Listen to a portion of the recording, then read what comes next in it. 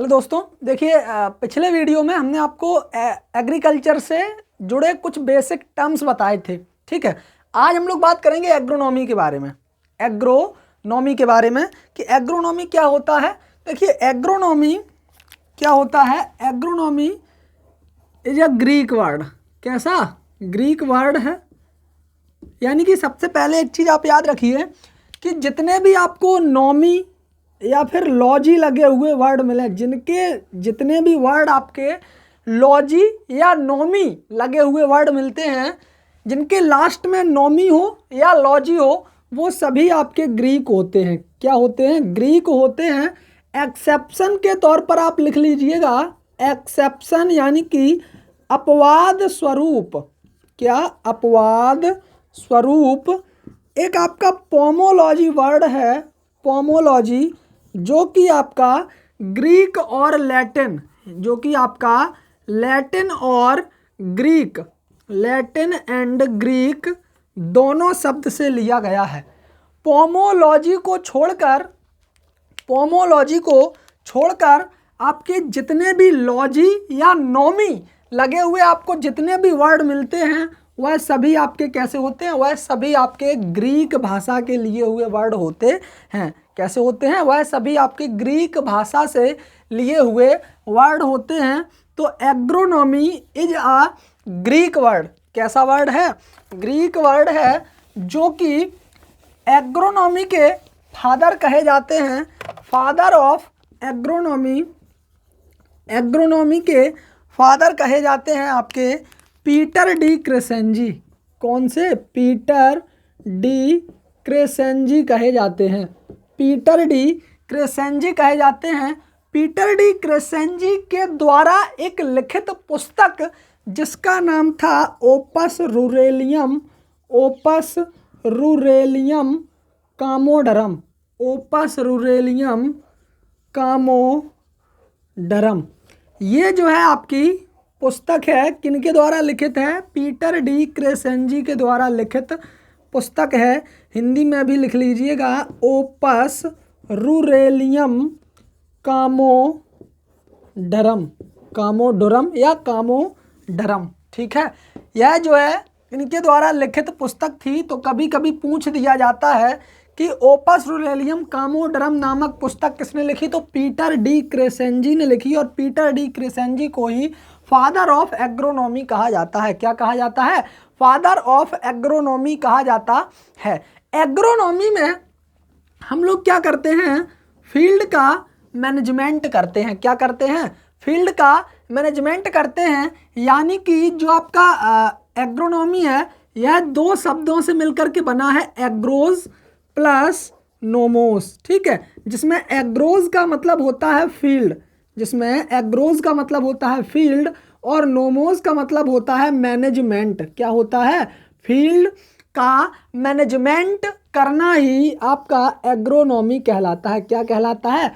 Field का management करना ही agronomy कहलाता है।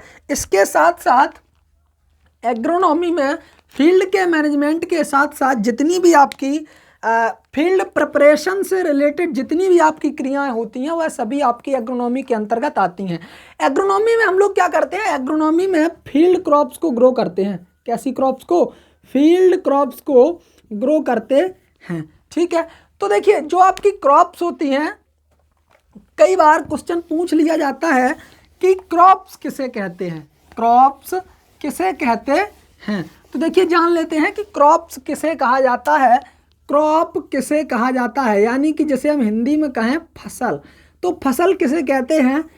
फसल कहते हैं पौधों का वह समूह, पौधों का वह समूह जो किसी व्यक्ति के द्वारा, पौधों का वह समूह जो किसी व्यक्ति के द्वारा उसकी ऐच्छिक क्रियाओं की पूर्ति करने के लिए उगाया जाता है, वह आपकी फसल कहलाती है। यानी कि पौधों का वह समूह, सीधा सीधा समझ लें कि पौधों का वह समूह जो किसी व्यक्ति के द्वारा उसकी ऐच्छिक क्रियाओं की पूर्ति के लिए उगाया जाता है, वह आपकी फसल कहलाती है। यानी कि वह आपकी क्रॉप कहलाती है। फॉर एग्जाम्पल, जैसे आपका पोटैटो हो गया, तो पोटैटो में जैसे आपका ट्यूबर, हम इसका ट्यूबर यूज़ करते हैं, ठीक है। जैसे आपका शुगर कैन हो गया, शुगर कैन, तो इससे हम शुगर कैन क्या करते हैं, इससे हम शुगर बनाते हैं, ठीक है, यानी कि चीनी प्राप्त करते हैं। किसी का ट्यूबर यूज़ किया जाता है, किसी का शुगर यूज़ किया जाता है, किसी की रूट यूज़ की जाती है, किसी की लीफ यूज़ की जाती है। तो ये सभी आपके ऐच्छिक क्रियाएं होती हैं, ऐच्छिक। इनकी पूर्ति के लिए हम पौधों के उस समूह को ग्रो करते हैं और वही समूह आपका फसल कहलाता है। क्या कहलाता है? वही समूह आपका फसल कहलाता है, ठीक है। तो फसल आप समझ गए होंगे। आगे देखिएगा, जैसे एग्रोनॉमी के अंतर्गत कई वर्ड आते हैं कि एग्रोनॉमी में हम जैसे सीरियल्स पढ़ते हैं, सूडो सीरियल्स पढ़ते हैं, मिलेट्स पढ़ते हैं, लेग्यूम्स पढ़ते हैं और इसके अलावा आपकी पल्सेस पढ़ते हैं, ठीक है। तो देखिए, सबसे पहले हम बात करते हैं सीरियल्स क्या होते हैं। काफ़ी बार पूछ लिया जाता है क्वेश्चन कि cereals, what is cereals, cereals क्या होते हैं। कहने को तो हम लोग कह देते हैं कि सीरियल्स अनाज वाली फसलें होती हैं, ठीक है, सीरियल्स अनाज वाली फसलें होती हैं। लेकिन साइंटिफिक तौर पर यदि हम कहें तो उसे हम क्या कह सकते हैं कि ऐसे सीरियल्स, यानी कि ऐसे फसलें जिनकी फैमिली ग्रैमनी होती है, जिनकी फैमिली ग्रैमनी या पोएसी कह सकते हैं, या इसी को हम लोग ग्रास फैमिली भी कह देते हैं। क्या कह देते हैं?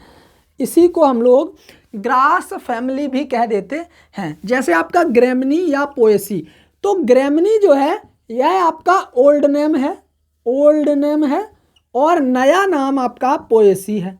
नया नाम, इसी ग्रास फैमिली का नया नाम पोएसी है। इसी को हम लोग, ओल्ड नेम इसका ग्रैमनी है और इसी को हम लोग ग्रास फैमिली के नाम से भी जानते हैं। किसके नाम से जानते हैं?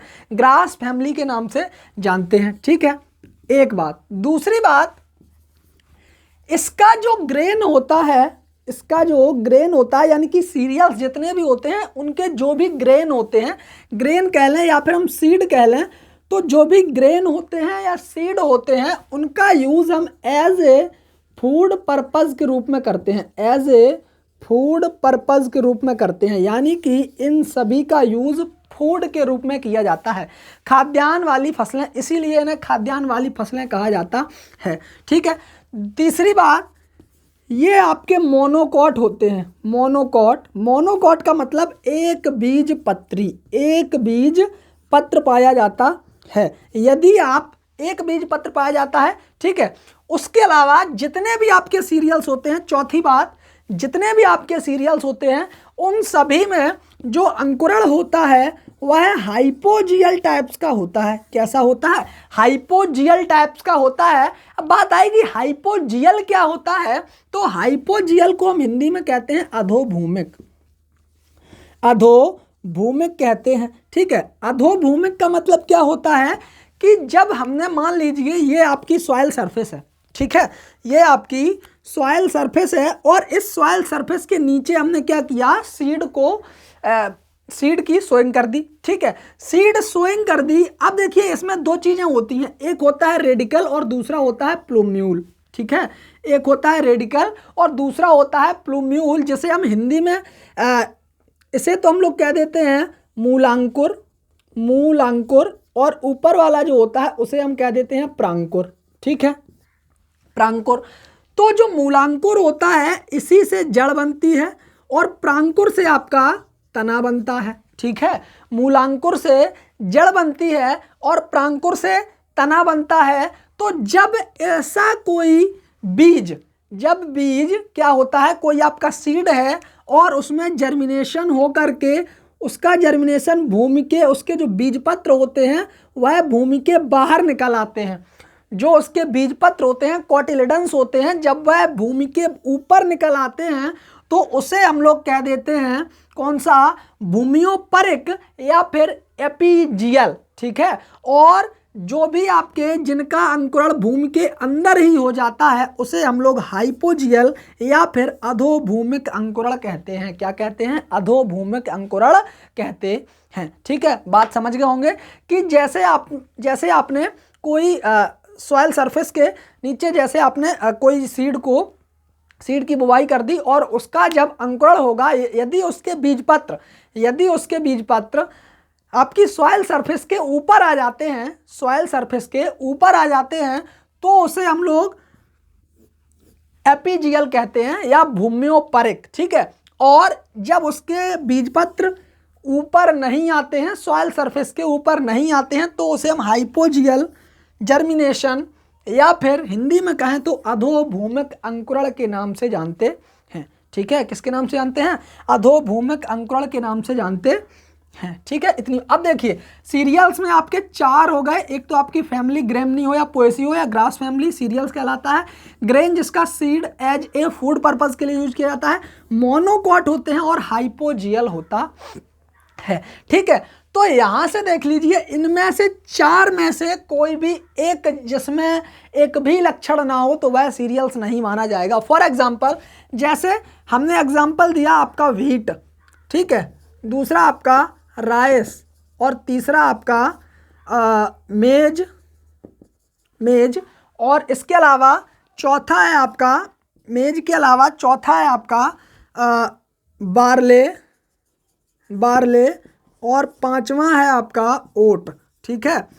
इन 5 में देख लीजिएगा कि ये जो है आपके सभी के सभी सीरियल्स हैं। व्हीट है, राइस है, मेज है, बार्ले है और आपका ओट है, ठीक है। तो ये सभी आपके क्या हैं? ये सभी आपके सीरियल्स माने जाते हैं, ठीक है। तो आप समझ गए होंगे कि सीरियल्स क्या होते हैं। अगले वीडियो में हम आपको बताएंगे कि आपके लेग्यूम्स क्या होते हैं, पल्सेस क्या होती हैं और उसके अलावा आपके मिलेट्स क्या होते हैं, उन पर हम लोग चर्चा करेंगे, ठीक है। तो यदि वीडियो अच्छा लगा हो तो वीडियो को लाइक, कमेंट, शेयर अवश्य करें। आपसे आगे मिलेंगे अगले वीडियो में। तब तक के लिए जय हिंद, जय भारत, धन्यवाद।